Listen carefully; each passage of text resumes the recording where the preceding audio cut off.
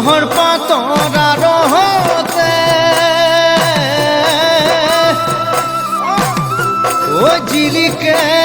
মুরজুন